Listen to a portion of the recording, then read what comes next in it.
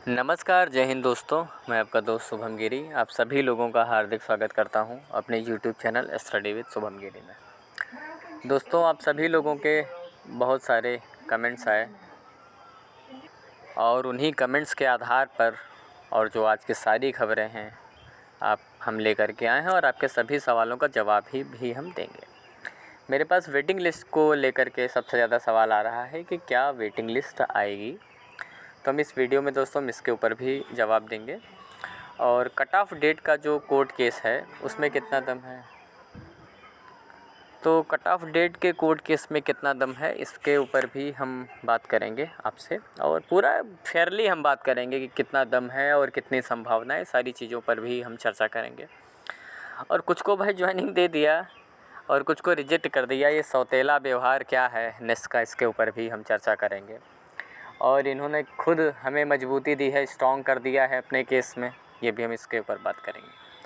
तो चलिए सबसे पहले तो वेटिंग लिस्ट के ऊपर पूरी चर्चा हम कर लेते हैं। देखिए दोस्तों, वेटिंग लिस्ट समझिए दोस्तों है क्या। पहले देखिए, वेटिंग लिस्ट का मतलब ये होता है कि जब सीट्स दोस्तों आती हैं और वो जितने लोगों को ज्वाइन करना होता है और वो ज्वाइन कर लेते हैं, उसके बाद जो सीटें खाली रह जाती हैं तो एक वेटिंग लिस्ट निकाल दी जाती है जो कट ऑफ के बिल्कुल नियरेस्ट होते हैं 0.25 से 0.5 से, तो उनके चांसेज वहाँ पर बढ़ जाते हैं दोस्तों ज्वाइन करने के। ठीक है, तो अभी सब लोग बड़ा जल्दबाजी मचाए हैं वेटिंग लिस्ट वाले, सर वेटिंग लिस्ट कब आएगी।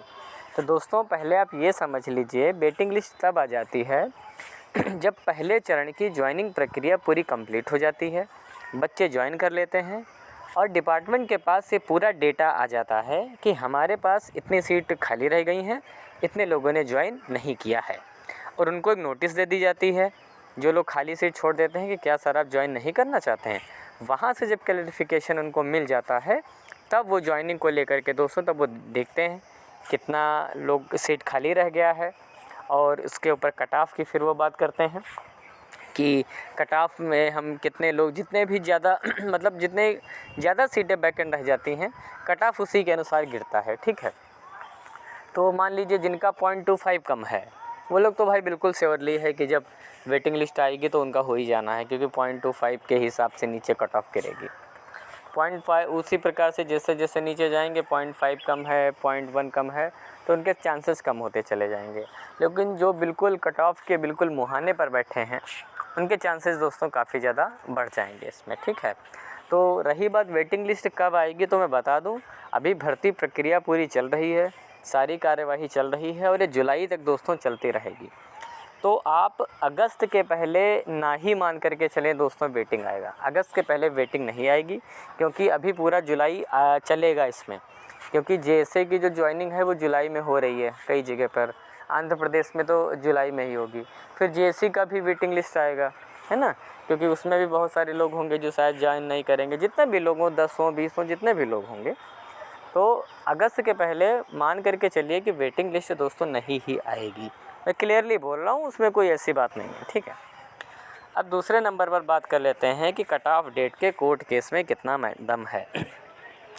तो मैं बता दूं दोस्तों, कट ऑफ वाले जितने भी भाई बहन हैं, कट ऑफ के मैटर में सबसे ज़्यादा दम है। जो अदर आपके केसेज हैं, सब्जेक्ट कॉम्बिनेशन की चर्चा करें या जो सर्टिफिकेट वाला मैटर करें, वो भी मजबूत है, सर्टिफिकेट वाला भी मजबूत है, लेकिन आपका जो कट ऑफ डेट का मैटर है दोस्तों ये काफ़ी ज़्यादा स्ट्रॉन्ग है। और इसका ये जो केस है अब बहुत ज़्यादा स्ट्रॉन्ग हो गया है। उसके कई सारे रीजंस हैं, क्योंकि आपके पास प्रोविज़नल लेटर भी है, 5 लिस्ट उन्होंने निकाली, उसमें भी आपका किसी में नाम नहीं दिया। दूसरा रीज़न ये है।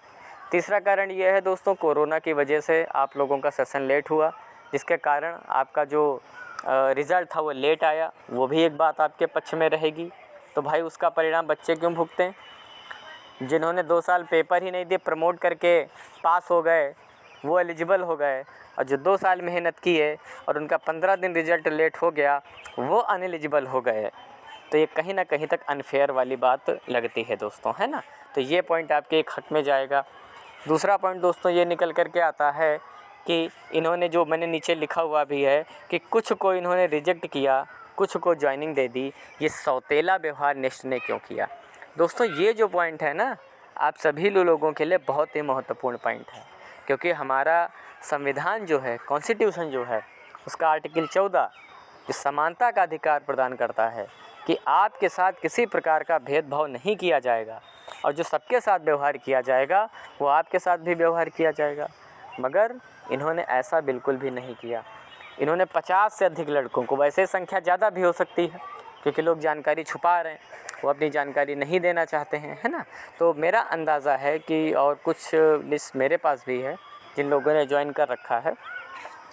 तो अब अगर आपको ज्वाइनिंग उन लोगों को आप दे सकते हैं तो आपको सबको ज्वाइनिंग देनी चाहिए। हम ये नहीं कह रहे कि उनको बाहर करें ना, आप बिल्कुल उनको ज्वाइन रहने दीजिए, मगर जो बाकी सारे जो कैंडिडेट्स बचते हैं आप उनको ज्वाइनिंग दीजिए, है ना। तो वहाँ पर भी इनको जवाब देते नहीं बनेगा नेक्स्ट कोई वकील को कि आपने इतने लोगों को क्यों ज्वाइनिंग दे दी।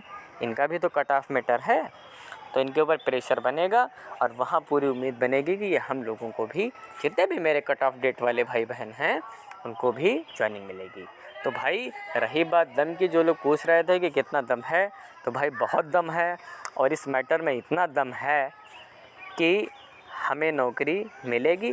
देर से ही सही, बाकी लोगों को ज्वाइनिंग मिल गई है, कोई बात नहीं, देर से ही सही, महीना 2 महीना लेट होगा मगर कोई बात नहीं, हम थोड़ा सा वेट कर लेंगे 1-2 महीने और जब हमको ज्वाइनिंग मिल जाएगी, कोई वैसी प्रेशर वाली बात नहीं है, हम तब एंजॉय कर लेंगे। अभी वो एंजॉय कर लें, अच्छी बात है, जिसका हो गया बहुत अच्छी बात है, जिसका नहीं अभी तक हो गया सबका हो जाए, मैं तो यही आशा और पूर्ण विश्वास रखता हूँ और उम्मीद भी करता हूँ ईश्वर से। तो ये सारी डिस्कशन के बिंदु थे जो मैंने आज आपके साथ रखे। बाकी आपके मन में कोई सवाल हो, कोई भी लेकर को किसी बात को लेकर के कमेंट करके बताइएगा। और आप इलाहाबाद के इस ग्रुप में अगर ऐड होना चाहते हैं यूपी के, तो आप दोस्तों मुझसे संपर्क कर सकते हैं, मैं आपको उस ग्रुप में ऐड करवा दूंगा।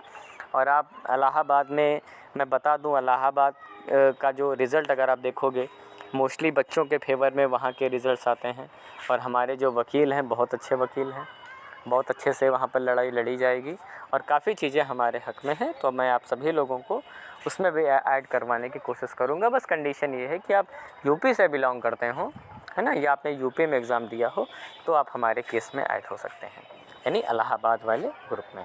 तो आज की वीडियो में फिर दोस्तों बस हम इतना ही रखते हैं।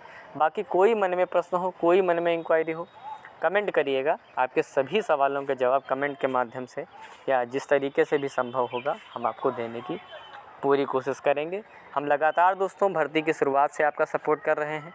आशा और पूर्ण उम्मीद है आप भी दोस्तों हमारा सपोर्ट ऐसे ही करेंगे और हमारे चैनल को सब्सक्राइब करेंगे और बेल आइकन को भी ज़रूर प्रेस करेंगे ताकि मेरी वीडियोस की सारी नोटिफिकेशन आपको मिलती रहें। तो अभी तक के लिए बस इतना ही, और जैसे ही कोई नई खबर आएगी हम तुरंत उपस्थित हो जाएंगे एक नई वीडियो लेकर के। तब तक अपना ख्याल रखिएगा और मेरे साथ बोलिए जय हिंद, जय भारत।